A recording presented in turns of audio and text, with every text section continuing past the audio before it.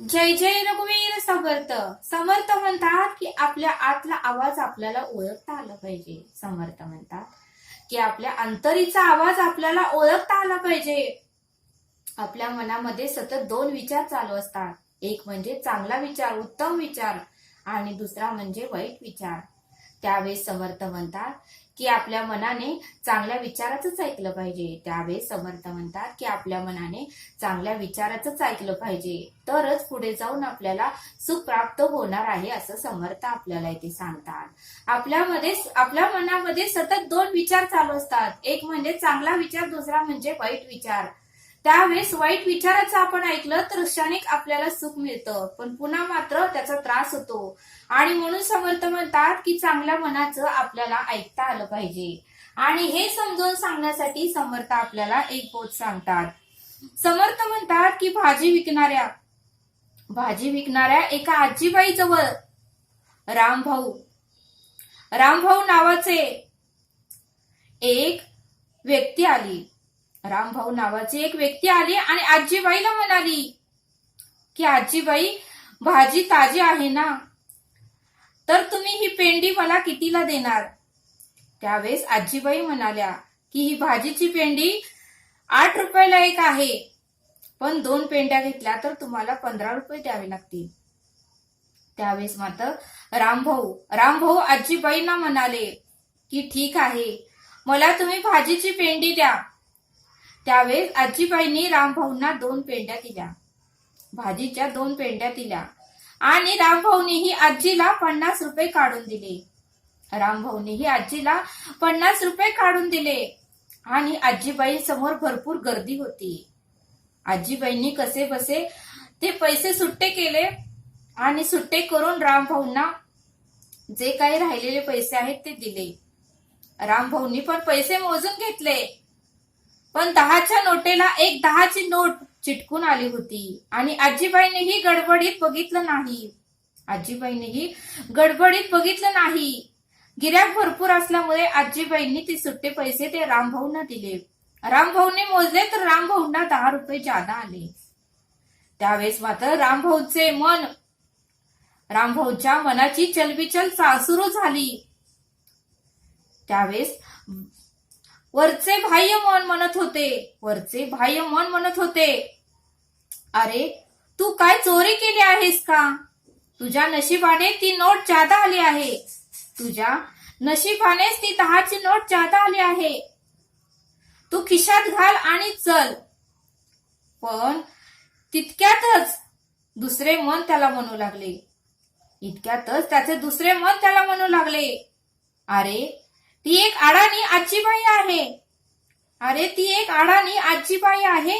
तिचा हिशोब चुकला आणि नोटेला नोट चिटकून 10 रुपये जादा आली. तिचा हिशोब चुकला व नोटेला नोट चिटकून 10 रुपये जादा आले. तर ती नोट तू परत कर. तू प्रामाणिकपणे त्या आजीबाईची नोट परत कर. ती एवढ्या कष्टामध्ये उन्हामध्ये ती भाजी विकत आहे, 2 रुपये नफा तिला मिळत आहे, आणि तू मात्र तिचे 10 रुपये जादा घेऊ नको. तिचे 10 रुपये तू परत कर. तू शहाणा आहेस, तू हुशार आहेस, तू सुशिक्षित आहेस, असं चांगलं मन त्या रामभाऊला म्हणू लागलं. अशा 2 मनाचा संघर्ष सुरूच होता. रामभाऊ यांच्या 2 मनाचा संघर्ष सुरूच होता. तेव्हा मात्र भोवताली भरपूर गर्दी होती.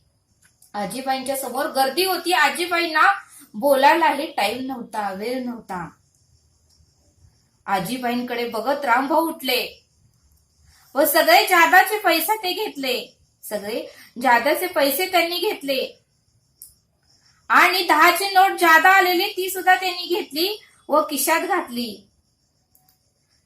घातली आणि ते घरी निघून गेले. रामभाऊ घरी निघून गेले. पण घरी गेल्यानंतरही त्यांचं मन त्यांना बेचैन करू लागलं. अंतर्मन एकसारखं म्हणत होतं. रामभाऊंचं एकसारखं म्हणत होतं, हे तू बरोबर केलं नाहीस. ती 10ची नोट परत द्यायला हवी होती. त्या आजीबाईची कष्टाची 10ची नोट तुला ही परत द्यायला हवी होती. ती उन्हातानाचं तिच्या चेहऱ्यावर किती घाम येत होता. तिच्या चेहऱ्याला किती वेदना दिसत होत्या. तरी तू ती 10ची नोट जादा घेऊन आलास, हे तू बरोबर केलं नाही, असं चांगलं मन रामभाऊंना म्हणू लागलं. घरी आले, बेचैनी वाढतच होती. त्यांच्या मनातली बेचैनी वाढतच होती आणि रात्रभर त्यांना झोपही आली नाही. रामभाऊंना ते सतत विचार त्यांच्या मनात घोळत होते, त्यामुळे त्यांना रात्री झोपही आली नाही. त्यावेळेस रामभाऊ दुसऱ्या दिवशी त्याच विचारात त्याच बाजाराच्या रस्त्याने ऑफिसला चालले. रामभाऊ मात्र दुसऱ्या दिवशीच त्याच रस्त्याने आणि त्याच विचारात ऑफिसला चालले होते. आणि त्या दिवशी बाजार नसतानाही ती कालची आजी भाजीवाली त्या जागेला चिंचेच्या झाडाखाली भाजी विकत बसली होती. त्या जागी चिंचेच्या झाडाखाली आजीबाई भाजी विकत बसली होती. रामभाऊ भरभरात येथे गेले. रामभाऊचा विचार काही थांबतच नव्हता आणि रामभाऊनी कुठलाही विचार न करता भराभरा त्या आजीकडे गेले आणि त्या आजीला 10ची नोट देत म्हणाले की आजीबाई, काल मी तुमच्याकडून भाजीची 2 पेंड्या घेतल्या. आजीबाई, काल मी तुमच्याकडून भाजीच्या 2 पेंड्या घेतल्या. मला तुम्ही 50ची नोट, मी तुमच्याकडून भाजीच्या 2 पेंड्या घेतल्या होत्या आणि मी तुम्हाला 50ची नोट दिली होती. पण पैसे परत घ्यायच्या वेळेस पैसे परत तुम्ही मला सुट्टे करून दिले. त्यावेळेस मात्र तुमची 10ची नोट माझ्याकडे जादा आली होती. 10च्या नोटेला एक 10ची नोट चिटकून जादा आली होती. हे 10 रुपये तुम्ही परत घ्या. तेव्हा मात्र आजीबाईंना आनंद झाला. तेव्हा मात्र 10ची नोट घेऊन आजीबाईंना खूप आनंद झाला आणि आनंदाने आजीबाई म्हणाल्या, बाबा, आजच्या काळात असली खरी माणसं कुठं भेटतात? बाबा रे, आजच्या काळात अशी खरी माणसं कुठं भेटतात? तुझं कल्याण होऊ दे. तू सदैव सुखात राहा. माझा आशीर्वाद हा तुला कायम आहे. माझा आशीर्वाद हा तुझ्यासाठी कायम आहे. रामभाऊच्या डोक्यावर हात ठेवून आजीबाईंनी रामभाऊंना आशीर्वाद दिला आणि त्यावेळेस मात्र रामभाऊच्या मनातलं ओझं हलकं झालं. ते आनंदाने उत्साहाने ऑफिसला गेले. म्हणून समर्थ म्हणतात की अशा प्रकारे मनाचा संघर्ष माणसाच्या मनात चाललेलाच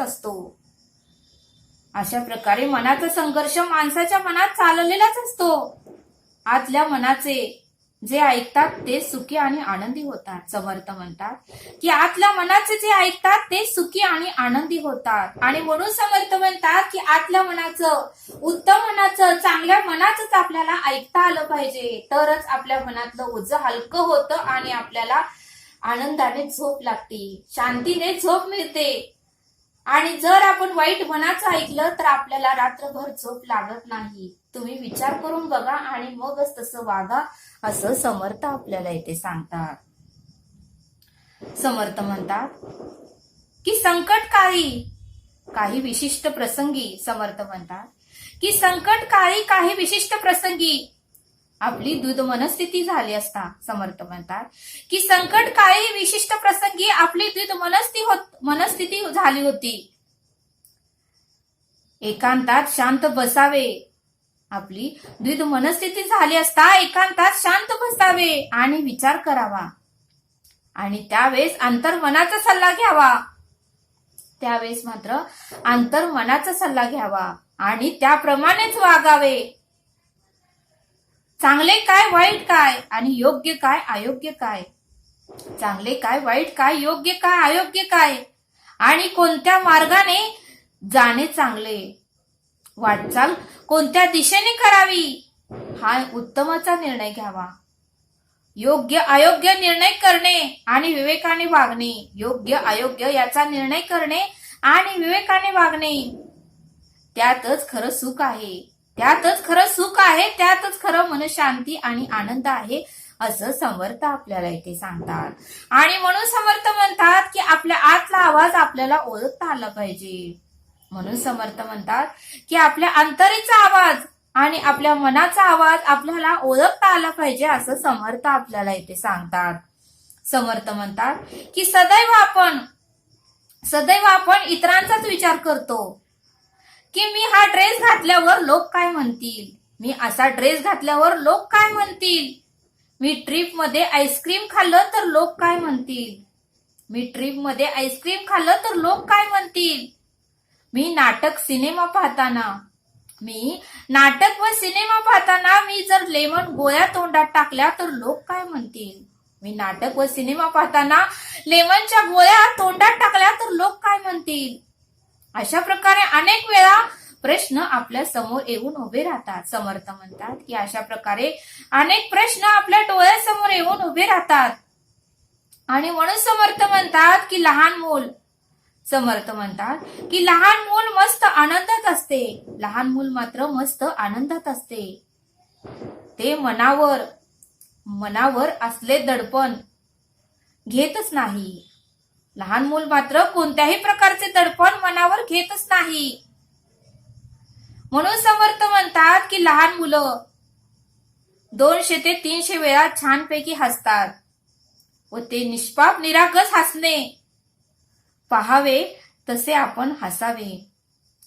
मनुष्य मोठा होत जातो. समर्थ म्हणतात की मनुष्य मोठा होत जातो तसं हसणं कमी करतो. मनुष्य मात्र मोठा होत जातो तसं त्याचं हसणं कमी होत जातं. जणू काही तो हसणं विसरूनच जातो. जणू तो मनुष्य हसणं विसरूनच जातो आणि दुःख वाढवून घेतो. मग मनात दुःख रूपी कचरा वाढतच जातो. मग समर्थ म्हणतात की मनात मात्र दुःख रूपी कचरा हा वाढतच जातो. वाढत जाऊन साठत जातो आणि दडपण वाढतं. त्यामुळे दडपण वाढतं. त्यामुळे तणाव वाढतो.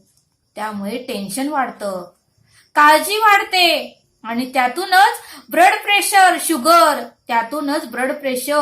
शुगर, हार्ट अटॅक, अर्धांगवायू असे आजार वस्तीला येतात. समर्थ म्हणतात की टेन्शन घेतल्यामुळे, काळजी केल्यामुळे ब्लड प्रेशर वाढते, शुगर वाढते, हार्ट अटॅक वाढतो, अर्धांगवायू असे आजार वस्तीला येतात आणि ते वाढत जातात. आणि काही ठिकाणी तर आत्महत्यासारखे प्रकारही घडतात. समर्थ म्हणतात की काही ठिकाणी तर आत्महत्यासारखे प्रकारही घडतात. म्हणून समर्थ म्हणतात की हे दृष्टचक्र टाळायला पाहिजे. ज्या ठिकाणी आपलं मन रमतं, समर्थ म्हणतात की ज्या ठिकाणी आपलं मन रमतं, जे काम आपल्याला मनापासून आवडतं, ज्या ठिकाणी आपलं मन रमतं, जे काम आपल्याला मनापासून आवडतं, ते कामच आपण करायला पाहिजे. ज्या ठिकाणी आपलं मन रमतं, ज्या ठिकाणी काम केल्यावर आपल्याला आनंद मिळतो, शांती मिळते, समाधान मिळते, ते कामच आपल्याला करायला हवं असं समर्थ आपल्याला इथे सांगतात. आणि म्हणून समर्थ म्हणतात की सुखाचे अंकुर वाढवायचे असेल तर, समर्थ म्हणतात की सुखाचे अंकुर वाढवायचे असेल तर दुःखाचे काटे खोडावेच लागतील. सुखाचे अंकुर वाढवायचे असेल तर दुःखाचे काटे खोडावेच लागतील असं समर्थ आपल्याला इथे सांगतात. म्हणून समर्थ म्हणतात की लोक काय म्हणतील, म्हणून समर्थ म्हणतात की लोक काय म्हणतील यापेक्षा आपलं मन काय म्हणेल याकडे आपण जास्त लक्ष दिलं पाहिजे. लोक काय म्हणतील यापेक्षा आपलं मन काय म्हणतं याकडे आपण लक्ष दिलं पाहिजे. त्या प्रामाणिक मनाचा आपल्याला सल्ला घेता आला पाहिजे. समर्थ म्हणतात की त्या प्रामाणिक मनाचा आपल्याला सल्ला घेता आला पाहिजे आणि त्याचप्रमाणे वाटचाल करायची आहे असं समर्थ आपल्याला इथे सांगतात. त्याचप्रमाणे आपण वाटचाल करावी असं समर्थ आपल्याला इथे सांगतात. समर्थ म्हणतात की फुकटचा सल्ला देणारे, समर्थ म्हणतात की फुकटचा सल्ला देणारे सल्लागार आपल्याकडे फार आहेत. समर्थ म्हणतात की फुकटचा सल्ला देणारे सल्लागार आपल्याकडे फार आहेत.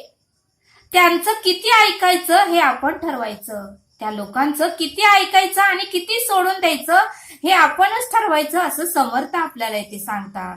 कारण लोकांचं जर आपण ऐकत बसलो तर आपल्याला सुख शांती प्राप्त होणारच नाही. म्हणून आपल्या अंतर्मनाचं आपण ऐकलं पाहिजे आणि त्या प्रामाणिक मनाचा आपल्याला सल्ला घेता आलं पाहिजे असं समर्थ आपल्याला इथे सांगतात.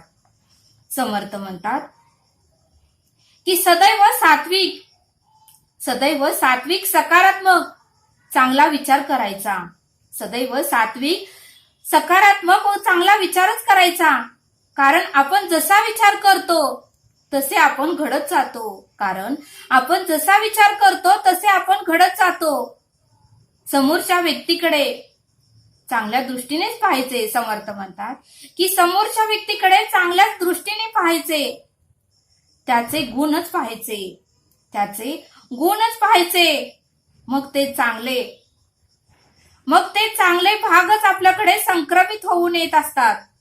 चांगले भागच आपल्याकडे संक्रमित होऊन येत असतात. असं समर्थ आपल्याला इथे सांगतात. म्हणून समर्थ म्हणतात की आनंदी मनमोकळे जीवन जगायचे. समर्थ म्हणतात की मस्त आनंदी मनमोकळे जीवन जगायचे. आपण सुखी राहायचे. इतरांनाही सुखी करायचे. समोरची व्यक्ती आग असेल तर आपण पाणी व्हायचे. पती पत्नीपैकी एका व्यक्तीने अग्नीचे रूप धारण केले तर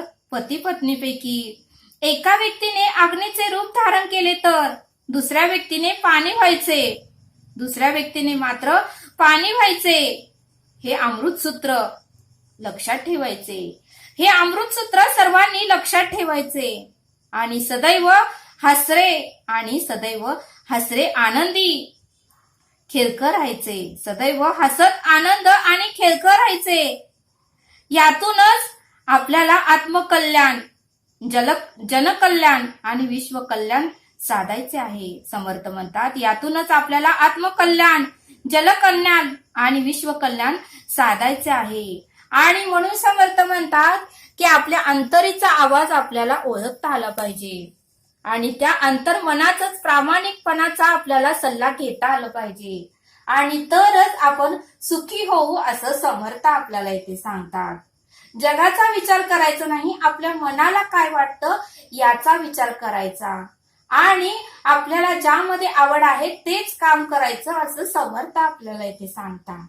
समर्थ आपल्याला एक श्लोक देतात. जनी भोजनी नाम वाचे बतावे, अति आदरे गत्य घोषे म्हणावे. हरी चिंतने अन्न सेवित जावे, तरी श्री हरी पावे जेतो सगावे. या श्लोकाचा अर्थ समर्थ सांगतात की राम नाम अमूल्य आहे. तसेच ते सहज साध्यही आहे. ते सकल इष्टर्थ प्राप्त करून देते. म्हणूनच लोकांमध्ये वावरताना आणि भोजन करताना अत्यंत आदराने आणि मोठ्याने गर्जना करून रामाचे नाम घ्यावे. हरीचे चिंतन करीत अन्न ग्रहण करावे. त्यामुळे श्रीहरी सहजतेने प्राप्त होतो. असा या श्लोकाचा अर्थ समर्थांनी आपल्याला इथे समजावून सांगितला. तरी आता आपण येथेच थांबूया. भेटूया पुढील भागात. धन्यवाद.